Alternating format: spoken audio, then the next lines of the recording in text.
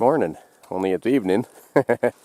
Anyway, I'm to pick some choke cherries. I'm surprised most years they're not out this late, at least not in our area.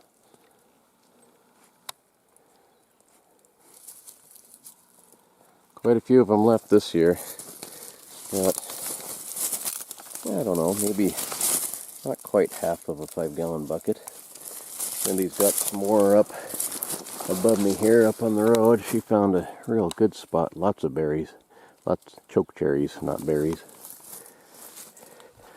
What I really like about these, you can grab a whole clump of them and pull. I mean, you can pick them by the handful. It's quick and easy.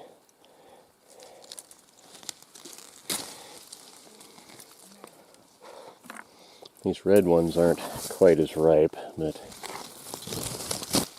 yeah, it doesn't matter once you cook them all down together.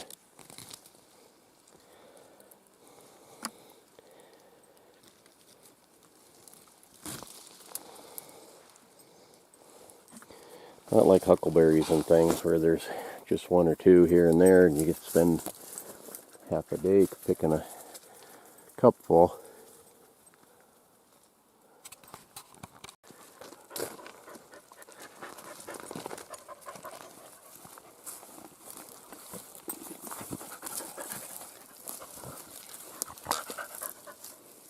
Now this is what I call choke cherries. Yeah, those are good ones.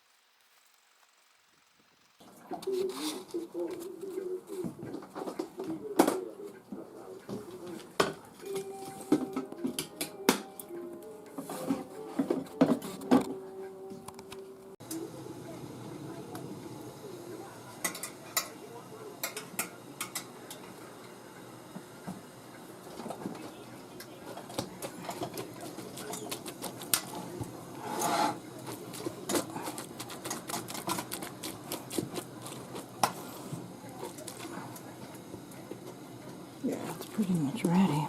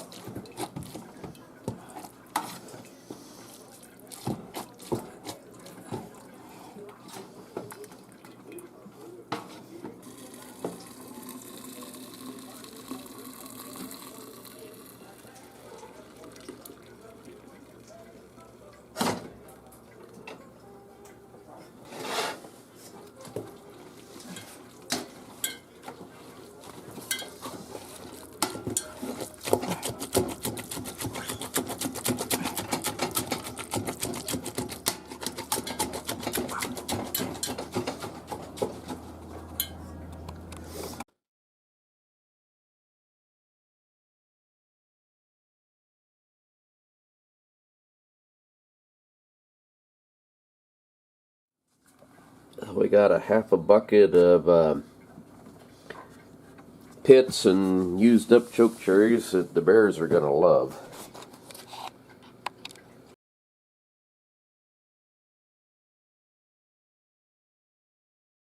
So a while back, you saw Gary and I make the juice from it. So today I'm going to make some syrup out of it. So I have 3 cups of that syrup. That's just the juice? That's just the juice, I mean.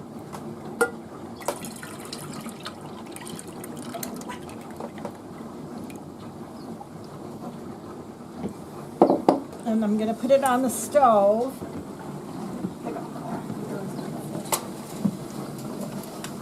Start to heat it up. So I already got my water warming. I had it boiling because I had canned some tomatoes. So now I just turn it down real low and let it stay heating. As soon as this starts to slowly heat up, I have 6 cups of sugar. You mix that in once your juice gets to warming up in a slight boil, not really boiling, but just kind of warming up really well. So, I know it's kind of dark in this house.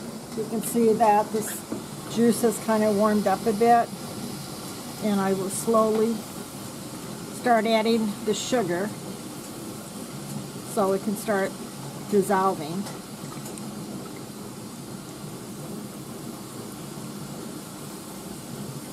You're missing the pot.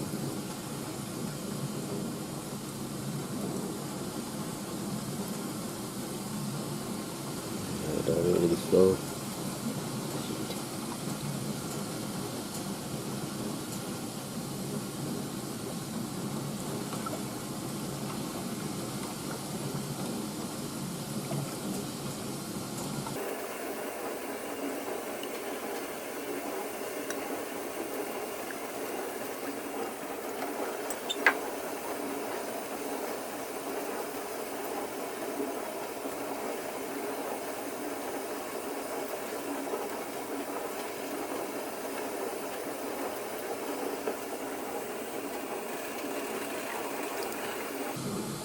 So you just keep stirring it because you don't want the sugar to burn on the bottom.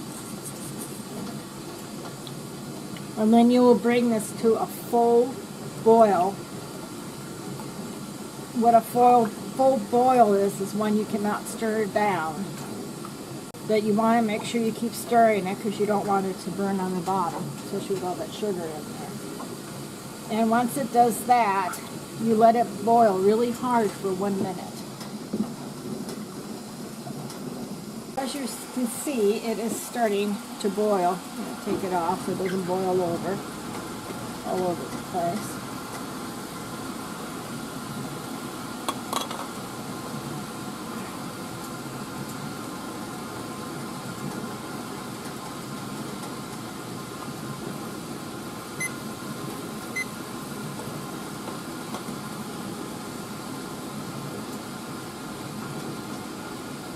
So, in a sense, this recipe is similar to making the jelly. The only difference is it doesn't have the pectin in it.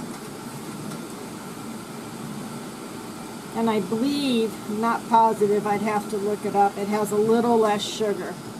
Probably, I think, like 4 cups or maybe 4.5.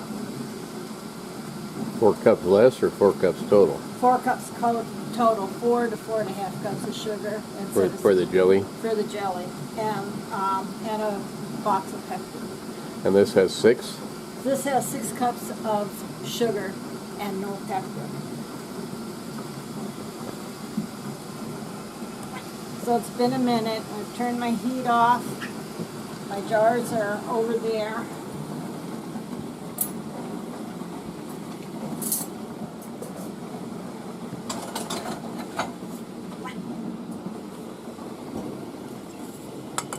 I've run these through my dishwasher. Sorry, Biden.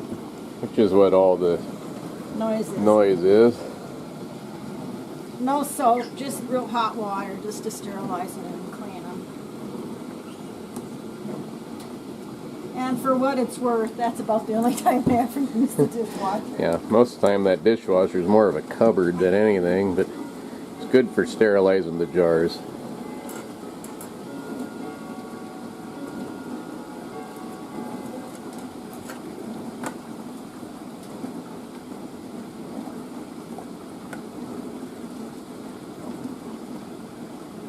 You know what? I forgot the What? almond. Oh.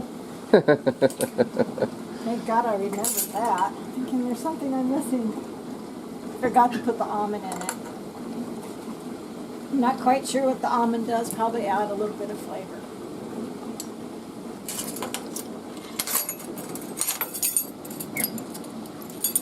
So how much of that? Half a teaspoon.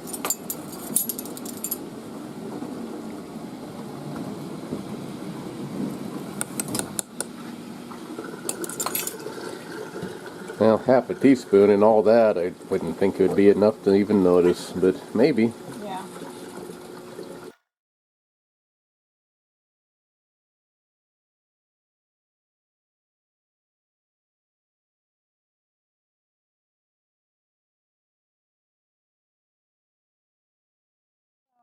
I've got them all in here. I will stick it down, put the top back on, and wait for it to boil.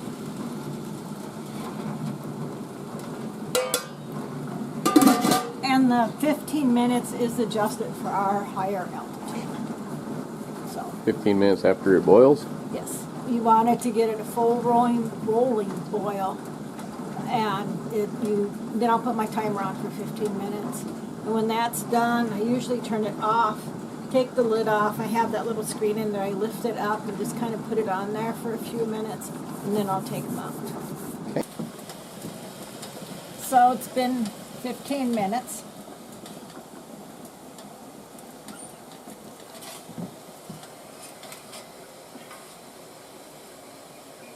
That's it for a few minutes.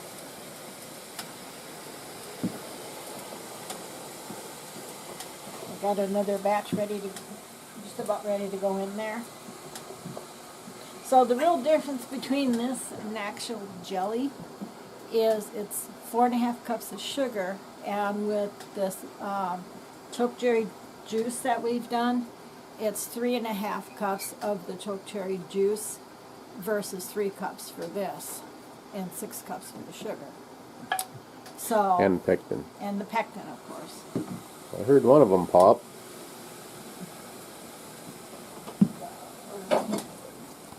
Okay.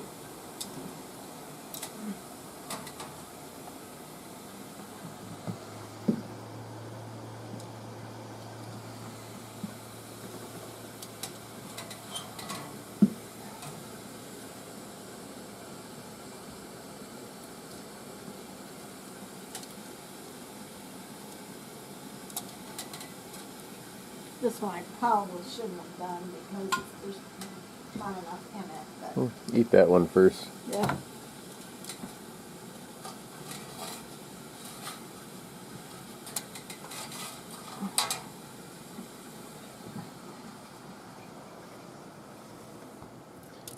I always make sure I put them on either a tea towel or like this apron, and not on a cold surface. You could put them on this wood surface, would probably be okay, because you don't want to go from that hot of a thing to a cold surface. It will crack your jars. And this little one, you say that one isn't full enough. Probably not. We'll eat that one first. It's still boiling in the jar. My stuff's boiling right here.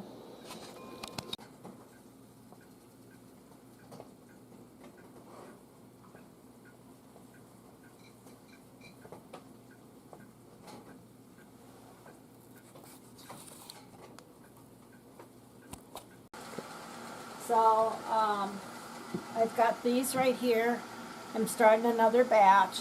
The main thing is to make sure once these cool, make sure they have sealed right. And if they don't, I just use those up. But when you're getting ready to do any type of canning, the best thing to do is have all your ingredients ready to go. Like I had the sugar in the thing, in my thing. I measured out my juice. First time I forgot the almond, but that's okay, might not be needed. So basically that's what it is. It's fairly simple to do. I've never done this recipe before, so this is something new. I'm going to do 1 batch of jelly. So the jelly is basically the same thing, except you would add the pectin, your juice, your pectin, let that, and a little bit of lemon juice. I think the lemon juice may be for the acidity, but I didn't have lemon juice, so the last time I used lime juice and you couldn't tell the difference. And then you add, after that goes and boils for a minute, then you add your sugar to it. Let that boil for a good minute like we have done with the syrup. Same thing in the canner for about 15 minutes. They say 10, some people say 10, some people say 15. I do 15 because we do live at almost 4,000 feet. So, happy canning and thank you for watching and good afternoon.